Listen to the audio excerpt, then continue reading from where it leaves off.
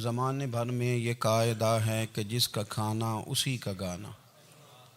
حضرت حکیم الامت فرماتے ہیں کہ زمانے بھر میں یہ قاعدہ ہے کہ جس کا کھانا اسی کا گانا، تو جن کا ہم کھا رہے ہیں انہی کے پھر گیت ہم گا رہے ہیں۔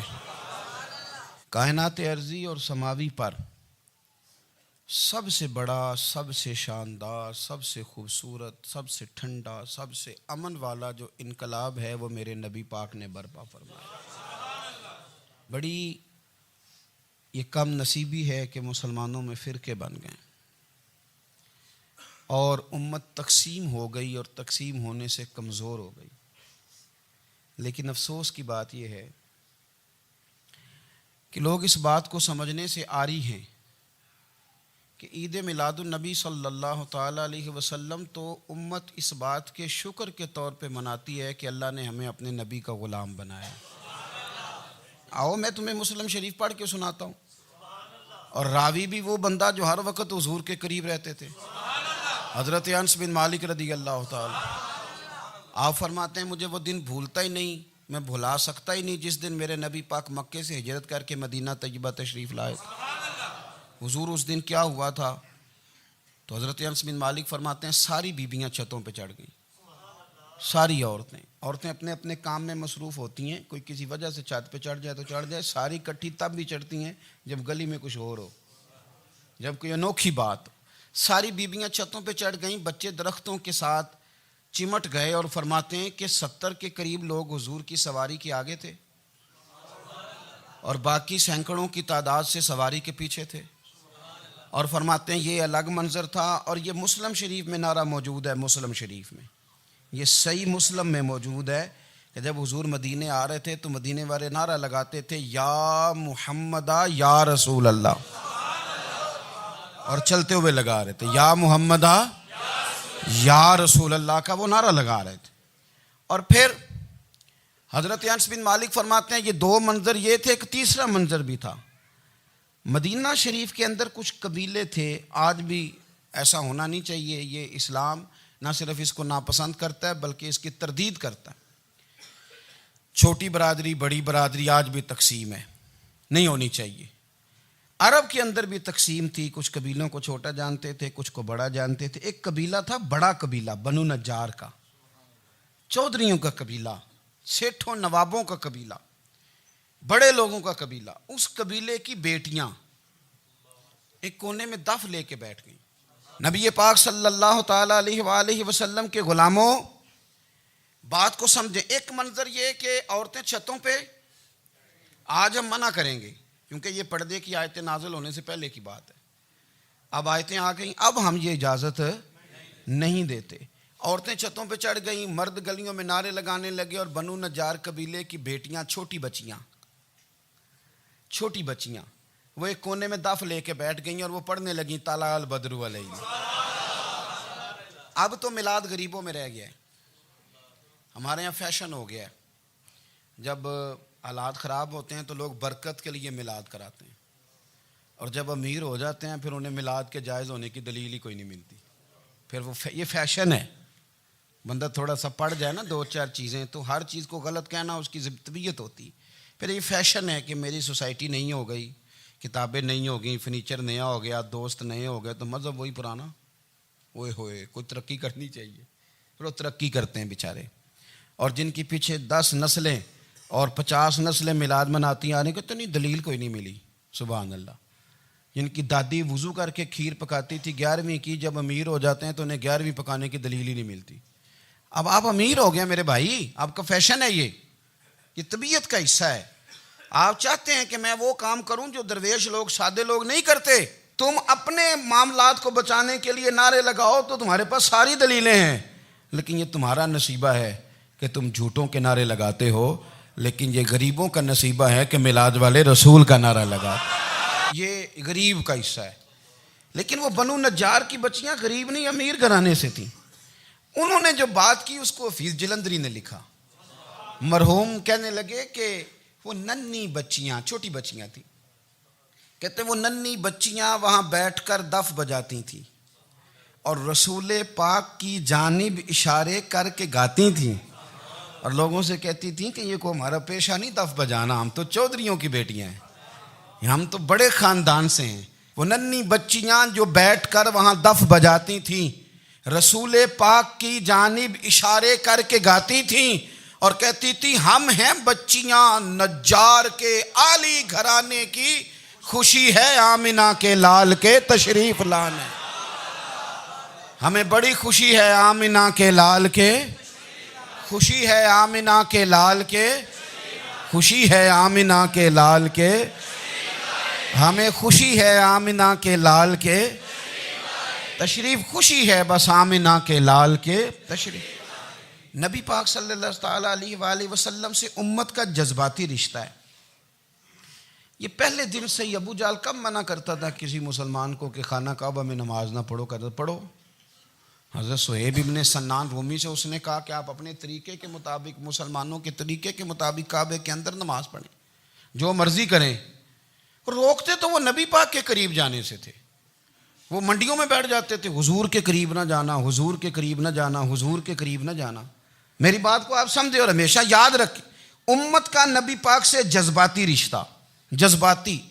یہ جو رسول اللہ کی امت ہے یہ گناہ گار ہو سکتی ہے پر اپنے نبی کی غدار نہیں ہوتی۔ میں آپ کو صحیح کہہ رہا ہوں۔ میرے کلین شیو نوجوان کے کان میں آپ جا کے کہیں نبی پاک، چاہے اس نے نماز نہ پڑھی ہو، چاہے اس نے داڑھی نہ رکھی ہو، آپ حضور کا نام لیں اس کے رونگٹے کھڑے ہو جاتے ہیں، اس کی طبیعت، اس کا دل دھک دھک کرتا ہے، اس کی ایک ایک روح سے محمد محمد کی آوازیں نکلتی۔ یہ فیض ہے رسول پاک کا اور یہ کرم ہے اللہ کا اس امت کے ساتھ۔ امیر ملت پیر جماعت علی شاہ صاحب محدث علی پوری فرماتے ہیں ایک جگہ ہندوؤں کا جلسہ تھا، ہندو پنڈت تقریر کر رہا تھا، اس نے نبی پاک صلی اللہ علیہ وسلم کی شان میں معاذ اللہ کو بے ادبی کر دی۔ مسلمان تھے ہی نہیں، ایک مسلمان تھا، وہ ملنگ نہیں ہوتے دوری ڈنڈے والے، اس کے پر رنگین ڈنڈا تھا، وہ کہیں دور بیٹھا تھا، تو اس نے سن لی اسپیکر چل رہا تھا، تو وہ ڈنڈا لے کے تو سٹیج پہ چڑھ آیا۔ وہ کہتا ہے میں نے پنڈت کے سر میں مارا ایک ہی ہے پر مارا ذرا صحیح کر کے، وہ ڈھیر ہو گیا، لوگوں نے گرفتار کر لیا، جیل میں چلا گیا۔ پیر صاحب کہتے ہیں میں ملنے گیا، بندے کو بسم اللہ بھی سیدھی نہیں پڑھنی آتی، سورۃ اخلاص بھی ٹھیک نہیں آتی، اسے ربنا آتینا دعا نہیں کر سکتا، ملنگ ہے۔ میں ملنے گیا اور میں نے کہا یار نہ تو نماز پڑھے، نہ داڑھی رکھے، نہ تو مسجد جائے، پر تو نے کمال کر دی۔ تو کہتے ہیں پیر صاحب چھم چھم رویا اور پنجابی میں کہنے لگا پیر صاحب میں گناہ گار ہاں پر اپنے نبی دا غدار تے نہیں نا۔ یہ گناہ گار اور غدار میں فرق ہوتا ہے، میں گناہ گار ہوں پر یہ تو نہیں نا کسی کی ضرورت کہ میرے سامنے میرے نبی کے بارے میں بات کر جائے اور ساڈی اچھی تے سچی سرکار نو گل کر جائے۔ یہ بات آپ سمجھیں، دشمن احمد پہ شدت کیجئے، ملحدوں سے کیا مروت کیجئے، شرک ٹھہرے جس میں تعظیم رسول، اس برے مذہب پہ لعنت کیجئے، اور مثل فارض زلزلے ہوں نجد میں ذکر آیات ولادت کیجئے اور یا رسول اللہ کی کثرت کیجئے۔ نبی پاک کا پیار امت کے لیے سرمایہ حیات ہے۔ رسول پاک کے ساتھ امت کا والہانہ رشتہ ہے۔ نبی پاک کے ساتھ والے، حضرت خبیب کو گرفتار کر لیا مکے والوں نے، اس وقت غربت تھی اسلام پر، مکے میں سارے لوگ کٹھے ہو گئے اور چوک میں پھانسی دینے لگے حضرت خبیب کو۔ کہنا آسان ہے، کرنا بڑا مشکل ہے، بندہ جیل میں الجھ جائے تو میں نے بڑے بڑے سیانے لوگ معافیاں مانگتے دیکھیں، بڑے بڑے لوگ کہتے دیکھے ہیں کہ یہ کام بڑا، قید تنہائی بذات خود ایک مصیبت ہے۔ آپ کو اکیلا رہنا پڑ جائے نا، یہ لاک ڈاؤن ہوا ہے تو لوگ نفسیاتی مریض بن گئے، اکیلے رہنا، تنہا رہنا کوئی چھوٹا کام ہے۔ حضرت خبیب اکیلے اور مکے کا دور اور چاروں جانب کافر، اور چوک میں جب پھانسی پہ لٹکایا جانے لگا تو ابو سفیان بولے اور بول کے کہنے لگے یار بندہ کوئی کام کر کے بڑا پچھتاتا بھی ہے کہ یار نتیجہ کیا نکلا، تو معاذ اللہ آپ کا بھی نتیجہ تو پھانسی ہے، تو آپ کا کیا خیال ہے؟ یہ آپ یقین کریں کہ لوگ صحیح صحیح ساتھ چلتے ہیں، تھوڑی سی دشواری اٹھانی پڑ جائے تو کہتے ہیں میں گاڑی ٹھیک تھا، پر انہی پتھروں پہ چل کے اگر آ سکو تو آؤ، میرے گھر کے راستے میں کوئی کہکشاں نہیں ہے۔ لوگ نا میٹھا میٹھا کھانا چاہتے ہیں، تھوڑا کڑوا آ جائے تو مصیبت بن جاتی ہے۔ کہتے ہیں سارے فلانے سے پیار کریں گے تو میں کروں گا، سارے مخالفت بھی کریں گے تو ہم انشاءاللہ پیار ہی کریں گے۔ یہ کیا بات ہوئی کہ ہم زمانے کا رنگ دیکھ کے چلیں گے؟ اب بعض لوگ پچھتا رہے ہوتے ہیں، حضرت خبیب سے کہا ابو سفیان نے ابھی کلمہ نہیں پڑھتے تھے, کہنے لگے تو اس وقت پھانسی پہ لٹک رہا ہے اور تیرے نبی مدینے میں اور آرام میں, اور ان کے صحابہ آرام میں, اہل بیت گھر میں. تیرے ذہن میں اگر اس وقت یہ بات ہو کہ اس وقت تیری جگہ پہ وہ ہوتے معاذ اللہ, تو پھر کیا ہوتا؟ مجمع غیروں کا, علاقہ غیروں کا. یہ ٹائم آیا تھا اب نعرہ رسالت لگانے کا. اب ٹائم آیا حضرت خبیب نے نعرہ رسالت لگانا ہے, پر لگانا کس طرح ہے کہ کافر یاد رکھیں. حضرت خبیب سے کہنے لگے اگر تیری جگہ حضور ہوتے تو پھر تیرا کیا خیال ہے معاذ اللہ؟ تو حضرت خبیب کہنے لگے تم ابھی بھی نہیں سمجھے؟ ٹھیک ہے میں مکے میں اکیلا ہوں, سارے لوگ مدینے میں ہیں, پر میں پچھتا نہیں رہا, میں تو فخر کر رہا ہوں. میں فخر کر رہا ہوں اس لیے کہ چوری کر کے جان نہیں دے رہا, مدینے والے کی عزت پہ جان دے رہا ہوں. میں فخر کر رہا ہوں. فرمایا سن, تو کہتا ہے تیری جگہ حضور ہوتے اور تم انہیں یہاں معاذ اللہ پھانسی پہ لٹکاتے. فرمایا سن, میں تو یہ بھی پسند نہیں کرتا کہ میں گھر میں بیٹھا ہوں اور میرے نبی کو ہلکا سا کانٹا بھی چبھ جائے. ہمارا اپنے نبی سے محبت کا رشتہ ہے, ایک کانٹا بھی حضور کے قدم مبارک میں چبھے ہمیں برداشت. مجمع ان کا تھا, نعرے لگ رہے تھے, ہم نے مسلمان پکڑ لیا, لیکن حضرت خبیب نے اکیلے, اللہ کرے آپ کو میری بات کی سمجھ آئے, اللہ کرے آپ کو سمجھ آئے, اکیلے جب پھانسی کے تختے کے قریب نعرہ لگایا نا کہ میں تو کانٹا بھی نہیں چبھنے دوں گا اپنے نبی کو, اب سارے ہار گئے. اب اس ایک جملے نے نا ان کو شکست خوردہ کر دیا. اب بول کچھ نہیں سکتے تھے, گردنیں جھک گئیں. اور جب سناٹا چھایا تو ابو سفیان ساتھ والے سے کہنے لگا باقی ساری باتیں اپنی جگہ پر ہیں, پر اصحاب محمد سے پیار تو بڑا ہی کرتے ہیں نا. اور وہ کچا رنگ للاری والا جیڑا چڑھ دا تے لیندا رہندا, اے عشق تیرے دا رنگ محمد چڑھ جائے پھر نہیں لیندا. کہا یار پیار تو یہ کرتے ہیں نا, اس میں کوئی شک والی بات. اس پیار سے کافر ڈرتا ہے. نبی پاک کے ساتھ جذباتی وابستگی, حضور کے ساتھ غلاموں کا جذباتی رشتہ, اور نبی پاک صلی اللہ تعالی علیہ وسلم کی آمد پر تشکر کے جذبات. امام رازی نے لکھا ہے کہ حضرت موسیٰ کلیم اللہ علیہ السلام نے تورات کی تختیوں کے اندر ایک امت کا ذکر پڑھا کہ جو امت گناہ کا ارادہ کرے گی تو گناہ لکھا نہیں جائے گا جب تک کر نہ لے, اور نیکی کا ارادہ کرے گی تو رب ان کی نیکی لکھ دے گا, اور جب وہ کر لے گی تو اللہ 10 گنا اجر عطا کرے گا. اور وہ ایسی امت ہوگی کہ جن کے چہرے قیامت کے دن نور کی طرح چمکیں گے, اور وہ امت ہوگی جن کی اللہ تعالیٰ زمین ساری پاک فرما دے گا, جہاں نماز پڑھیں گے نماز ہو جائے گی. یہ تذکرے پڑھ کے تو حضرت موسیٰ کلیم عرض کرنے لگے اللہ یہ امت میری بنا دے. تو رب کریم نے فرمایا کہ موسیٰ نہیں, یہ تو میرے محبوب کی امت ہے. فرمایا یہ تو میرے نبی پاک کی امت, حضور کی امت. اللہ اکبر. حضرت موسیٰ معمولی آدمی نہیں, وہ جلیل القدر پیغمبر ہیں جن کا قرآن کے ہر سپارے میں تذکرہ ہے, کہیں واضح طور پہ کہیں اشارتاً, ہر پارے میں. اور حضرت موسیٰ اللہ کے وہ نبی ہیں جو رب سے ڈائریکٹ باتیں کریں کوہ طور. کہا اے موسیٰ یہ امت تو میرے نبی کی ہے. تو حضرت موسیٰ علیہ السلام عرض کرتے ہیں, امام رازی نے لکھا ہے, کہتے ہیں اے اللہ پھر مجھے اپنی نبی کی امت میں شامل کر. او یار ہمیں لوگ کہتے ہیں میلاد نہ مناؤ, جس امت میں آنے کے لیے حضرت موسیٰ نے دعا مانگی, جس محبوب کی غلامی کے لیے, ہمیں تو دعا بھی کوئی نہیں مانگنی پڑی, اللہ نے فضل سے ہی مدینے والے کا غلام بنا دیا. تو ہم حضور کے تذکرے نہ کریں, ہم تشکر نہ کریں, ہم نبی پاک صلی اللہ تعالی وسلم کی نعت نہ پڑھیں, ہم حضور کے آنے پر جشن کا اظہار نہ کریں. ہر وہ جائز طریقہ جس سے اظہار خوشی ہو سکے وہ میلاد پہ کرنا چاہیے, اور اس کے لیے اسباب بنانے چاہیے. امت کا ایک جذباتی انداز ہونا چاہیے نبی پاک کے ساتھ, ایک وارفتگی, ایک ذوق, ایک طبیعت کے اندر وجدان. نعرہ مطلب اس طرح نہ ہو کہ بس چل رہا ہے کام. میں نہیں ہوں قائل, میں کہتا ہوں پہلے تو کوئی لگائے نا, اور پھر نعرہ جب لگتا تھا نا تو مسلمانوں کے یہاں نعرہ لگتا تھا تو بڑے بڑے لوگ کانپ جاتے تھے. صوفیاء نے لکھا ہے کہ حضرت عمر نے جب کلمہ پڑھا نا تو 39 بندے کلمہ پڑھتے تھے. تو نبی پاک نے رات کو دعا مانگی, اے اللہ عمر کو مسلمان کر کے اسلام کو عزت دے. حضرت عمر سویرے آ گئے, میں وہ تفصیل میں نہیں جاتا, بات لمبی. حضرت عمر جب آئے نا اور انہوں نے آتے جب کہا نا کہ میں کلمہ پڑھنے آیا ہوں, تو حضور اتنے راضی ہوئے کہ نبی پاک نے کہا اللہ اکبر. تو صحابہ نے نعرے لگائے اللہ اکبر اللہ اکبر، یعنی 40 لوگ مسلمان ہوئے تو نعرے لگے ہمارے صوفیاء کہتے ہیں حضرت عمر کے آنے پر جب نعرے لگے تو بتاؤ کہ وہ تو نعرہ تکبیر لگا، نعرہ رسالت کیوں نہیں لگا؟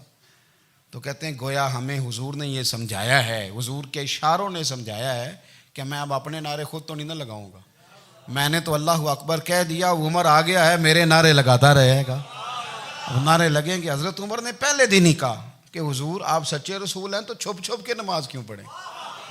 شروع ہو گئے نعرے، حضور آپ سچے ہیں تو چھپ چھپ کے نماز کا کیا معنی ہو؟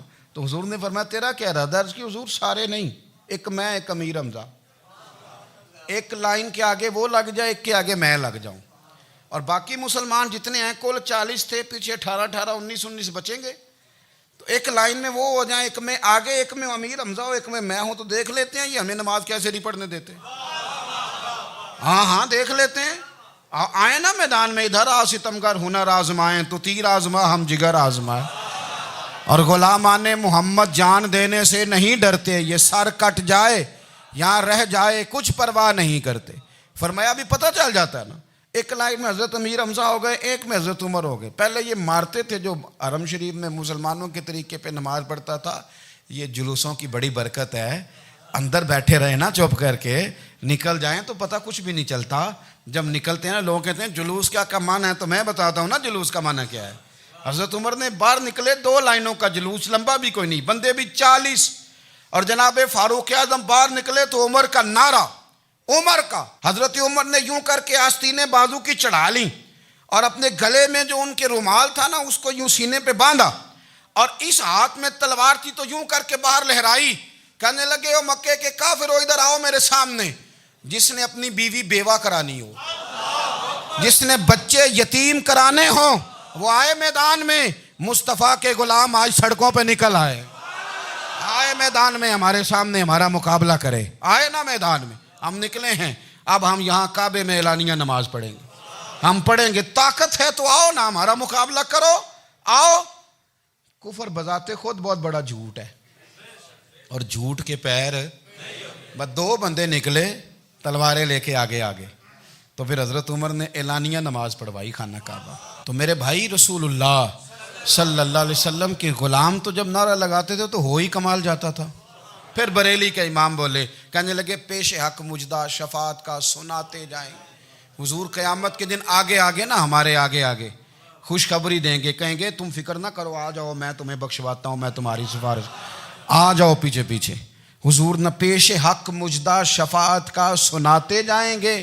یقین کریں بریلی کے امام کو بھی بڑا ہی رنگ آتا ہے بیان کرنے کا، کہنے لگے آپ روتے جائیں گے، اللہ کو منانا ہے نا حضور نے، کہتے ہیں پیش حق مجدہ شفاعت کا سناتے جائیں گے، آپ روتے جائیں گے پر ہم کو ہنساتے جائیں گے، باغ جنت میں محمد مسکراتے جائیں گے، پھول رحمت کے گریں گے ہم اٹھاتے جائیں گے، اور حشر میں ہوگا ہمارا داخلہ اس شان سے ہم یا رسول اللہ کا نعرہ لگاتے جائیں، ہم یا رسول اللہ کا نعرہ۔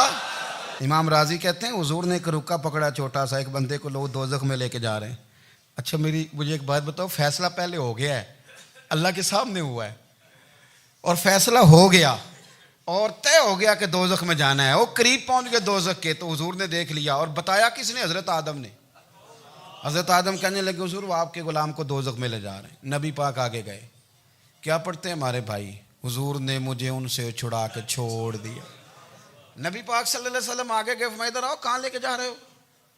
اللہ کے سامنے فیصلہ ہوا ہے نا، فرشتوں نے کیا ہے نا، فرشتے کو کسی سے بددیانتی تو نہیں نہ کرتے، فرشتوں نے جو کیا ٹھیک کیا ہے نا، کیوں لے کے جا رہے ہو؟ سونے گناہ زیادہ ہیں، نیکیاں تھوڑی ہیں، فرمایا میرے سامنے تولو۔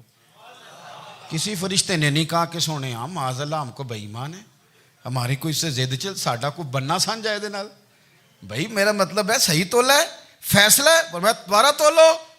گویا رب بھی فرماتا ہے جیسے میرا محبوب کہتا ہے ویسے ہی کر، اور کوئی نہیں دوبارہ تول لو، کوئی حرج نہیں، تولو نہ دوبارہ۔ فرشتے دوبارہ آئیں گے، انہوں نے دوبارہ تولا، ایک پلڑے میں نیکیاں ایک پلڑے میں گناہ۔ اب وہ گناہ پھر زیادہ نکلے تو نبی پاک نے نا جیب سے اتنا سا روکا نکالا، روکے کا بھی کوئی وزن ہوتا ہے، وہ حضور نے نیکیوں کے پلڑے میں رکھ دیا، نیکیاں بڑھ گئیں۔ فرشتے بھی چپ کر گئے. چلو بھائی جنت میں. میری طرح کا تھا نا پتہ سارا ہے سردار نے کیتی ہے, پتہ تو تھا نا اسے من آنم کے من دانم, تو سیدھا حضور کے قدموں سے جا لگا. کہنے لگا سونیا میں تو ساری زندگی گناہ کرتا رہا, یہ کون سی نیکی ہے؟ تو حضور فرمانے لگے چپ کر, جنت کا دروازہ کھول گیا, تو جا جنت میں. حضور رکے میں کیا ہے؟ فرمایا تو نے ایک دن درود و سلام نہیں پڑھا تھا, میں نے تیرا سنبھال کے رکھا ہوا تیرا درود شریف, وہ نعرے رسالت بھی تو نے لگائے تھے, وہ تو کھول کے میرے تذکرے میں نے تیرا سنبھال لیا. دوزخ میں تو کیا میرا سایہ نہ جائے, کیونکہ رسول پاک سے دیکھا نہ جائے. میرے رسول پاک اور میری بات سنو, میں بھی آپ کو کھانا نہیں کھلاتا, لنگر میرے سنگی کھلاتے ہیں, میرے دوست آپ کو کھانا پیش کرتے ہیں. ہر جگہ آپ جاتے ہیں تو وہاں کچھ لوگوں کی ڈیوٹی ہوتی ہے. لیکن ترمذی شریف سیاستہ کی حدیث ہے, حضرت انس نے پوچھا تھا حضور قیامت میں کہاں ملیں گے؟ فرمایا حوض کوثر پہ. حضور وہاں انس پانی پلائیں گے کہ بلال پلائیں گے کہ سہیب پلائیں گے؟ فرمایا نہیں, امت پیاسی آئے گی تو میں اپنے دست مبارک سے پانی پلاؤں. حضور وہاں نہ ملے تو فرمایا پل صراط پہ آنا, امت گزرے گی تو میں رب سلیم کی دعائیں کروں گا. تو اعلیٰ حضرت فرماتے ہیں جب حضور دعا کر رہے ہیں تو ڈرنے کی ضرورت کیا ہے؟ خدا کی رضا چاہتے ہیں دو عالم, خدا چاہتا ہے رضائے محمد, رضا اب پل سے وجد کرتے گزری کہ ہے رب سلم دعائے محمد صلی اللہ ہو. تو حضور وہاں ملاقات نہ ہوئی تو پھر اس حدیث کو بھی یہ حدیث مضبوط کر دے گی. حضور فرمانے لگے پھر میزان عمل پہ آ جانا, امت کے عمل تول رہے ہوں گے اور میں کامیابی کی دعائیں مانگ رہا ہوں گا. تو جس کے لیے حضور دعا مانگیں گے ناکام ہوگا, ناکام ہوگا. اپنے بچوں کو حضور کی محبت سکھائیں, نبی پاک صلی اللہ علیہ وسلم کی غلامی کریں. آپ کا رشتہ نبی پاک کے ساتھ مضبوط ہونا چاہیے, آپ کے تعلقات حضور کے ساتھ مضبوط ہونے چاہیے. اور آپ نے دائیں بائیں نہیں دیکھنا کہ پراپوگنڈا کیا ہے, لوگ کیا کہہ رہے ہیں. لوگوں کو دیکھ کے جو لوگ رستہ بناتے ہیں وہ پیچھے رہ جاتے ہیں. آپ نے یہ دیکھنا ہے کہ میرا حضور سے نسبت کا تعلق مضبوط ہے, کوئی کدھر جا رہا ہے اس سے ہمیں کوئی تعلق. اس وقت عالمی حالات کیا ہیں, قومی حالات کیا ہیں, معاشی حالات کیا ہیں, جرنلسٹ کیا کہہ رہے ہیں فلانے کے, ہمیں اس سے غرض نہیں ہے. ہمیں تو اتنا پتہ ہے کہ ہم نے اپنے نبی کو راضی کرنا ہے. تو اس لیے خوبصورت محافل کا ذکر کریں, خوبصورت درود شریف پڑھیں.